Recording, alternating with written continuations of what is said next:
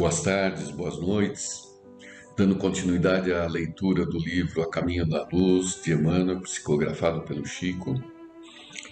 Vamos hoje dar continuidade à leitura a respeito do povo hindu, relembrando que os exilados de Capela, ao virem à Terra, formaram 4 grandes grupos.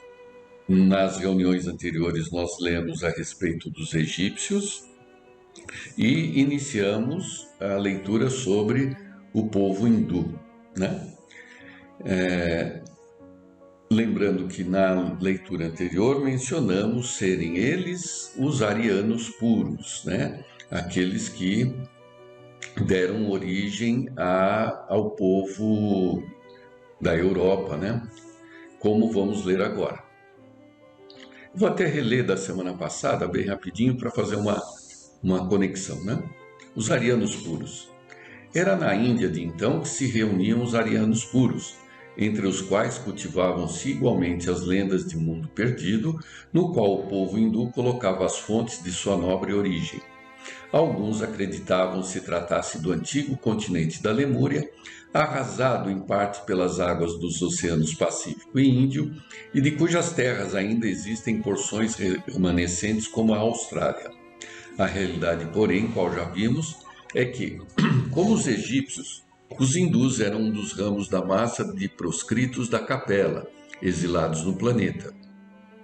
Deles descendem todos os povos arianos que floresceram na Europa e hoje atingem um dos mais agudos períodos de transição na sua marcha evolutiva.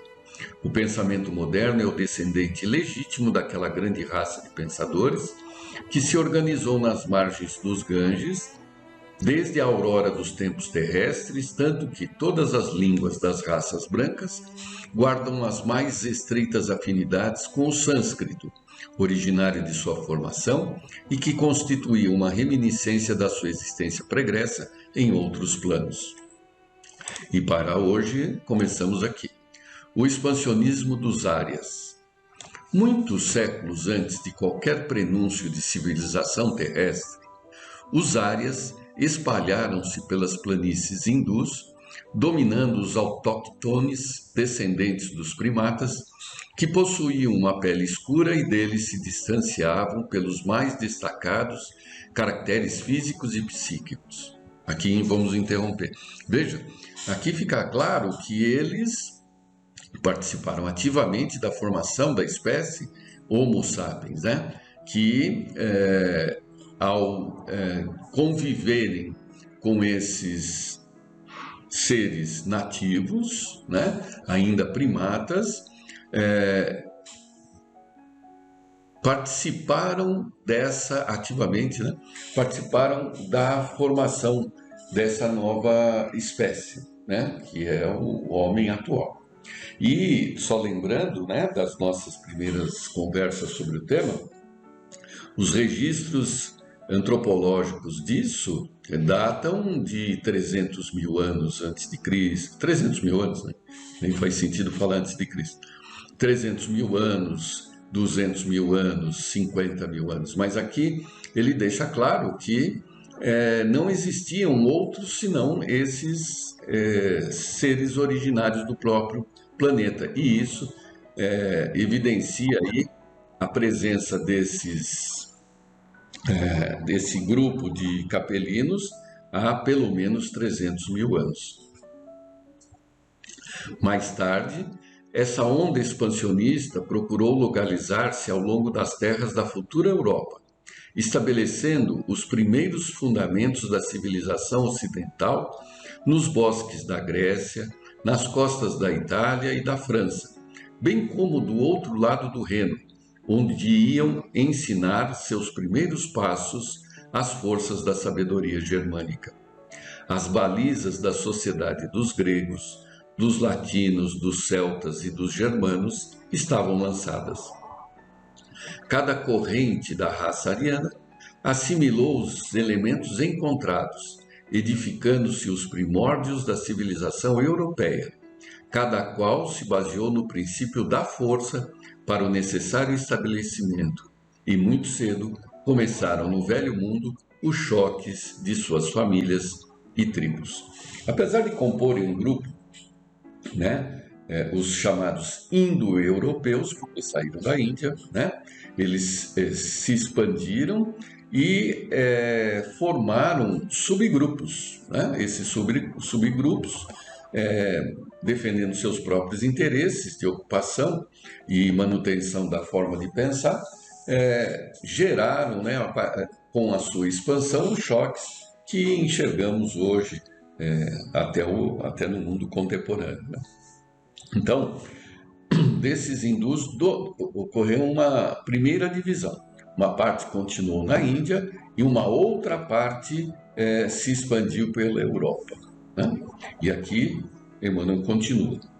Os Mahatmas, na região sagrada dos Ganges, partiram todos os elementos irresignados com a situação humilhante que o degredo da terra lhes infligia. As arriscadas aventuras forneceriam uma noção de vida nova, e aqueles seres revoltados supunham encontrar o esquecimento de sua posição nas paisagens renovadas dos caminhos. Lá ficaram na Índia, né? Apenas as almas resignadas e crentes nos poderes espirituais que a conduziriam de novo às magnificências dos seus paraísos perdidos e distantes. Então, reforçando a informação, né? Permaneceram na Índia apenas aqueles que ainda tinham expectativa de reconquistar o paraíso. Os outros, revoltados, né, pelo exílio, tentando esquecer aquilo que já viveram, foram explorar o ambiente, né? E assim se expandiram e ocuparam toda a Europa. Continuando. Os cânticos dos Vedas são bem uma glorificação da fé e da esperança, em face da majestade suprema do Senhor do Universo. A faculdade de tolerar e esperar aflorou no sentimento coletivo das multidões que suportaram heroicamente todas as dores e aguardaram o momento sublime da redenção. Os Mahatmas criaram um ambiente de tamanha grandeza espiritual para seu povo, que ainda hoje nenhum estrangeiro visita a terra sagrada da Índia, sem de lá trazer as mais profundas impressões acerca de sua atmosfera psíquica. Eles deixaram também ao mundo as suas mensagens de amor, de esperança e de estoicismo resignado, salientando-se que quase todos os grandes vultos do passado humano, progenitores do pensamento contemporâneo, deles aprenderam as lições mais sublimes. Claro, né? Eles, como fonte de informações, de conhecimento adquirido e trazidos de outro planeta, nas entrelinhas da sua cultura, foi possível influenciar muitos dos vanguardistas da nossa civilização contemporânea, né? As castas. O povo hindu, não obstante o seu elevado grau de desenvolvimento nas ciências do espírito, não aproveitou de modo geral como devia o seu acervo de experiências sagradas. Seus condutores conheciam as elevadas finalidades da vida. Lembravam-se vagamente das promessas do Senhor, anteriores à sua encarnação para os trabalhos do penoso degredo. A prova disso é que eles abraçaram todos os grandes missionários do pretérito, vendo neles os avatares do seu Redentor. Então, né, esses líderes, né, esses representantes e pensadores daquela civilização eram vistos como com semelhança ao próprio Jesus, né? Mas que na verdade eram seus enviados. E daí ele chama de avatares, né? Quer dizer, um que representa o outro, né? Como se fosse uma associação de imagens e pessoas. E continua Emmanuel. Vyasa foi instrumento das lições do Cristo. Vyasa era um líder, o primeiro líder hindu, que líder no sentido religioso, né? Porque se dá a ele a autoria da compilação do Vedas, né? Dos Vedas, que é aquela composição das escrituras sagradas hindu. Então ele Vyasa quer dizer compilador, né? Muito semelhante a Kardec, né? Tem uma ideia de compilador, né? De codificador, tanto que chamamos de codificador. Vyasa foi instrumento das lições do Cristo 6.000 anos antes do Evangelho, cuja epopeia, em seus mínimos detalhes, foi prevista pelos iniciados hindus, alguns milênios antes da organização da Palestina. Krishna, Buda e outros grandes enviados de Jesus ao plano material, para exposição de suas verdades salvadoras, foram compreendidos pelo grande povo sobre sua fronte. Derramou o Senhor, em todos os tempos, as claridades divinas do seu amor desvelado e compassivo. Mas como se a questão fosse determinada por um doloroso atavismo psíquico, o povo hindu, embora as suas tradições de espiritualidade, deixou crescer no coração o espinho do orgulho, que aliás dera motivo ao seu exílio na terra. Então esse último trecho aqui, primeira colocação, né?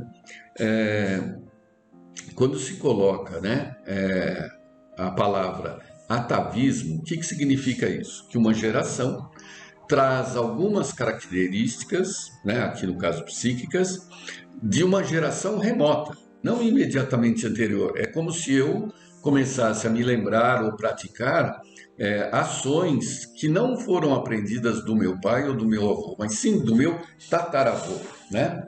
É isso que nós entendemos como atavismo, uma geração manifestar características de uma geração remota, né? E aqui o que ele está querendo dizer é justamente isso, a prática, a manifestação desse orgulho, né? Reminiscente lá de Capela. Então eu vou ler inicialmente, eu vou ler todo o parágrafo de novo, tá? Para que a gente consolide. Vyasa foi instrumento das lições do Cristo 6.000 anos antes do Evangelho, cuja epopeia, em seus mínimos detalhes, foi prevista pelos iniciados hindus, alguns milênios antes da organização da Palestina.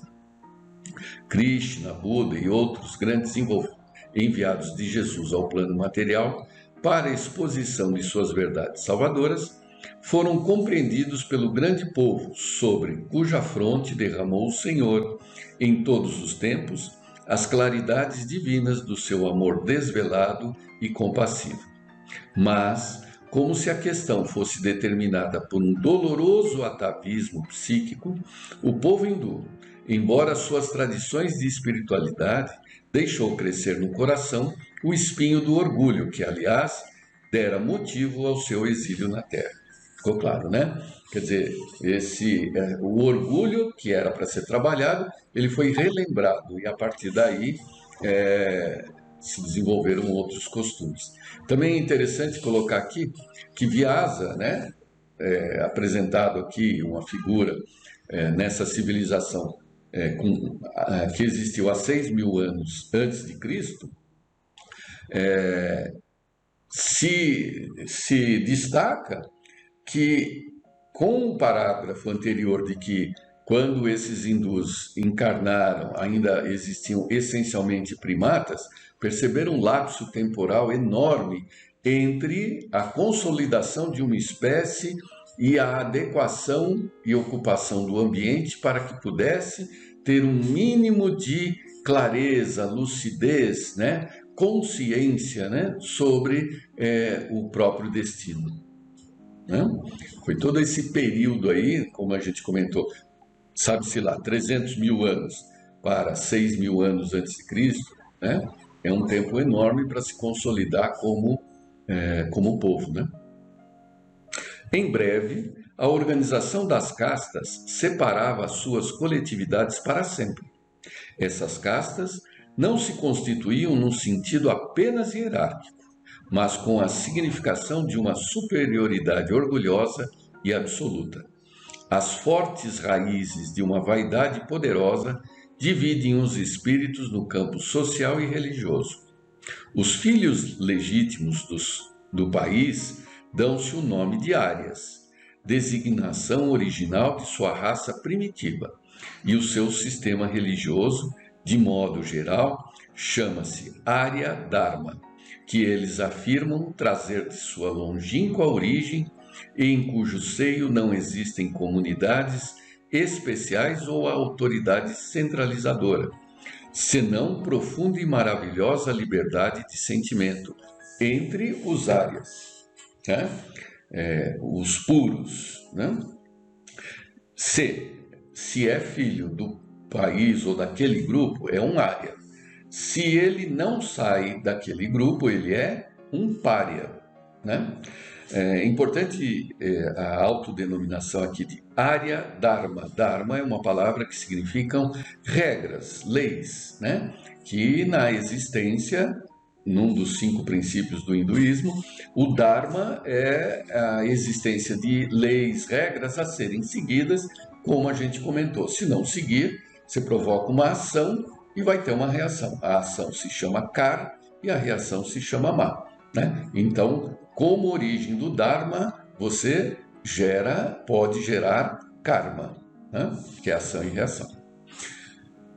Os rajas e os párias. Acho que dá tempo da gente ler mais um pouquinho.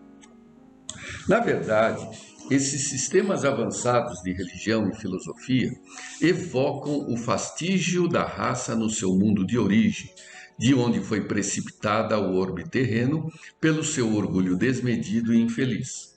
Os arianos da Índia, porém, não se compadeceram das raças atrasadas que encontraram em seu caminho e cuja evolução devia representar para eles um imperativo de trabalho regenerador na face da terra. Os aborígenes foram considerados como os párias da sociedade, de cujos membros não podiam aproximar-se sem graves punições e severos castigos. Ainda hoje, o espírito iluminado de Gandhi, que é obrigado a agir na esfera da mais atenciosa psicologia dos seus irmãos de raça, não conseguiu eliminar esses absurdos sociais do seio do grande povo de iniciados e profetas.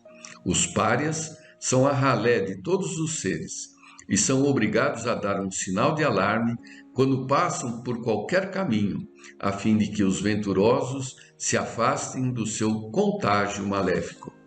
A realidade, contudo, é que os rajas soberanos, ao influxo da misericórdia do Cristo, voltam às mesmas estradas que transitaram sobre o dorso dos elefantes ajaezados de pedrarias, como mendigos desventurados, resgatando o pretérito em avatares de amargas provações expiatórias.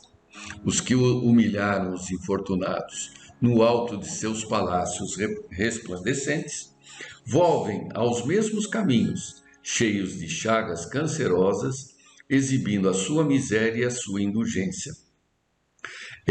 O que é de admirar-se é que nenhum povo da terra tem mais conhecimentos além da reencarnação do que o hindu, ciente dessa verdade sagrada desde os primórdios da sua organização neste mundo.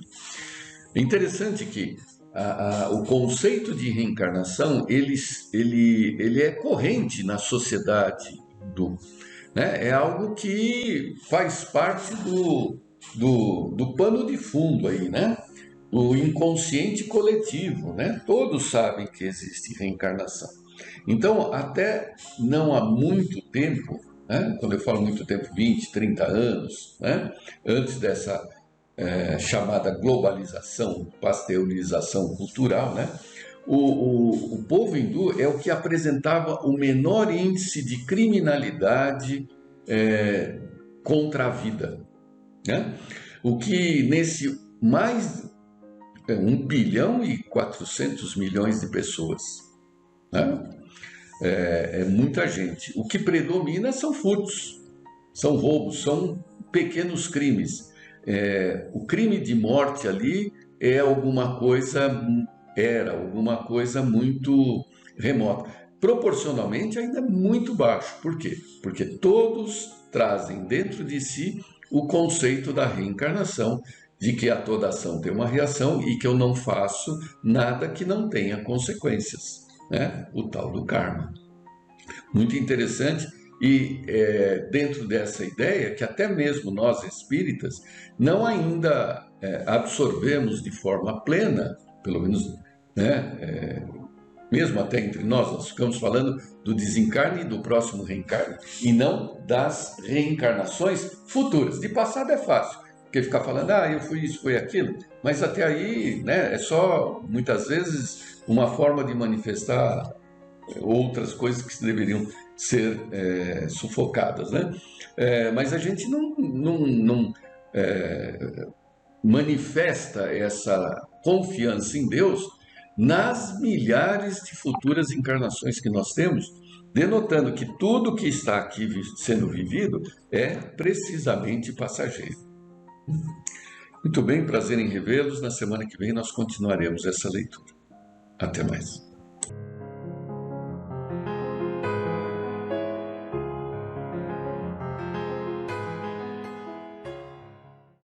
Que a paz de Jesus nos envolva e nos fortaleça. Escolhemos para tema de nossa reflexão do Evangelho segundo o Espiritismo, capítulo 9, os itens 9 e 10, que fala a respeito da cólera. Mas vamos começar com uma frase de Jesus.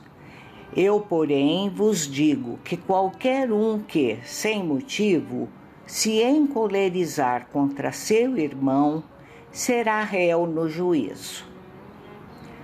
E nos dizeres do capítulo 9, item 10, o corpo não dá cólera àquele que não tem, do mesmo modo que não dá outros vícios. Todas as virtudes e todos os vícios são inerentes ao espírito. Hahnemann inicia o seu estudo do Evangelho dizendo-nos que o homem pensa não poder transformar a sua própria natureza, por isso ele não teria obrigação de corrigir seus defeitos, dos quais ele se compraz voluntariamente, ou que, para serem eliminados, exigiriam muita perseverança. É assim, por exemplo, que o homem com tendência à cólera quase sempre se desculpa por seu temperamento. Em vez de reconhecer a sua culpa, ele transfere a falha para o seu organismo, acusando desta forma a Deus por seus próprios defeitos. Encontramos assim milhares de criaturas que, por ignorarem sua natureza espiritual, assim pensam e agem diante das circunstâncias do dia a dia. Estamos vivendo, nos dias de hoje, momentos de muita tensão, onde o indivíduo é constantemente levado a verificar seus próprios limites. Para aqueles que nada pesa a consequência de suas atitudes, desculpam-se no meio social tão agressivo para que, da mesma forma, reagirem agressivamente ou em cólera. Para aqueles que, tendo conhecimentos doutrinários, onde aprendem que a cada um corresponde uma reação, sabemos o quanto nós precisamos estar em guarda nesses momentos onde são verificados os nossos limites. A cólera em si, conforme diz o espírito Hahnemann, nos instrui que é uma consequência do orgulho que se encontra misturado a todas as suas imperfeições. E raciocinando junto com Emmanuel, que nos diz: a cólera é também semelhante a um raio fulminatório que ninguém sabe onde irá cair. Por isso, naqueles momentos quando recebemos o sarcasmo, a desconsideração, a ironia e até mesmo olhares agressivos, levando-nos ao sentimento de cólera, precisamos verificar o que de nós está em jogo. Por exemplo, se apesar do nosso conhecimento ainda estamos com o orgulho exacerbado, dificilmente nos controlaríamos e entraríamos na faixa do desequilíbrio, chegando à cólera. Muitas vezes, após sairmos desse estado, nos arrependemos e até nos envergonhamos. Mas quando estaremos trabalhando a nossa vontade para que possamos trabalhar melhor também as nossas emoções não resolvidas? Combater os fatores de inferioridade que ainda trazemos e buscamos, sinceramente, a nossa melhoria. Quantas vezes, dentro do nosso lar, junto a corações queridos, ou no nosso setor profissional, deixamos nos envolver por esse processo e estabelecemos um clima de profundo constrangimento. Muitas vezes, sem solução imediata, porque ainda que venhamos a nos arrepender, nem sempre poderemos contar com a compreensão daqueles que foram vítimas das nossas atitudes impensadas no momento da cólera.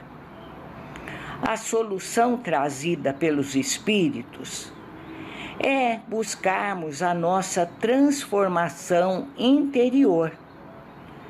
Se assim não fosse, seria negar a lei do progresso a que todos nós estamos sujeitos. Quando Jesus afirmava que os mansos e os pacíficos herdariam a terra, estava nos fazendo um convite à reflexão sobre as nossas ações e reações diante do próximo. Que possamos, então, com a certeza de que o corpo não dá impulsos de cólera a quem não a possui, assim como não dá outros vícios.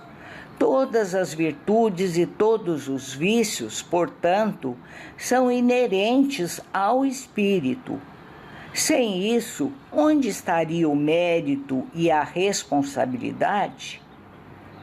E trabalhando um pouco mais a nossa vontade, venceremos as nossas tendências de nos encolerizarmos.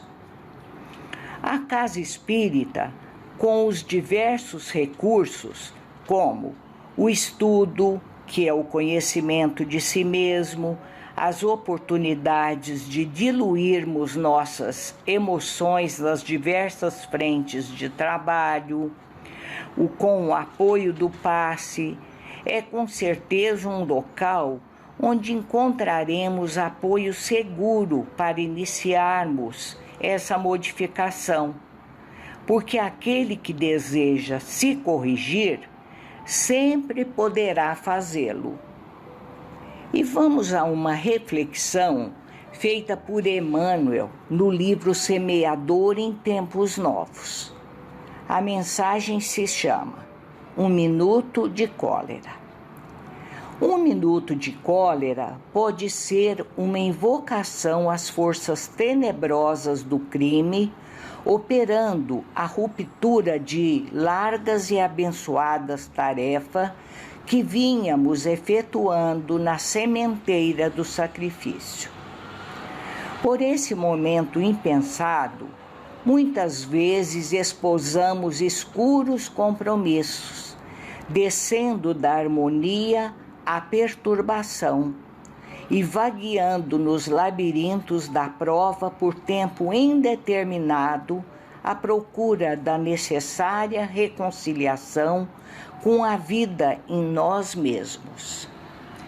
Pela brecha da irritação, caímos sem perceber nos mais baixos padrões vibratórios, arremessando, infelizes e incontroláveis, os raios da destruição e da morte, que, partindo de nós para com os outros, volvem dos outros para nós, em forma de angústia e miséria, perseguição e sofrimento.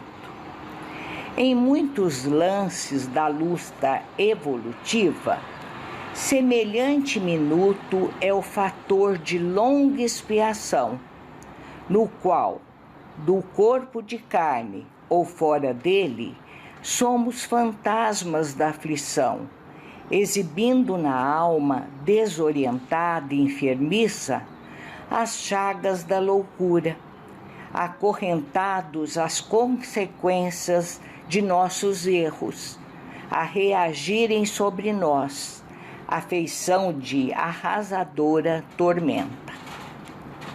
Se te dispões deste modo a jornada com Jesus em busca da própria sublimação, aprende a dominar os próprios impulsos e elege a serenidade por clima de cada hora. Ama e serve, perdoa e auxilia sempre, recordando que cada semente deve germinar no instante próprio e que cada fruto amadurece na ocasião adequada. Toda violência é explosão de energia, cujos resultados ninguém pode prever. Guardemos o ensinamento do Cristo no coração, para que o Cristo nos sustente as almas na luta salvadora, em que nos cabe atingir a redenção dia a dia. Indiscutivelmente, a cólera não aproveita a ninguém. Não passa de curto-circuito de nossas forças mentais, por defeito na instalação do nosso mundo emotivo, arremessando raios destruidores ao redor de nossos passos. Em tais ocasiões, se não encontramos junto de nós alguém com o material isolante da oração ou da paciência, o súbito desequilíbrio de nossas energias estabelece os mais altos prejuízos à nossa vida, porque os pensamentos desvairados, em se interiorizando, provocam a temporária cegueira de nossa mente, arrojando-a em sensações de remoto pretérito, nas quais, como que descemos quase sem perceber, a infelizes experiências da animalidade inferior. A criatura enfurecida é um dínamo em descontrole, cujo contato pode gerar as mais estranhas perturbações. Que possamos refletir sobre o tema e desejando a todos uma ótima semana. Muito obrigada.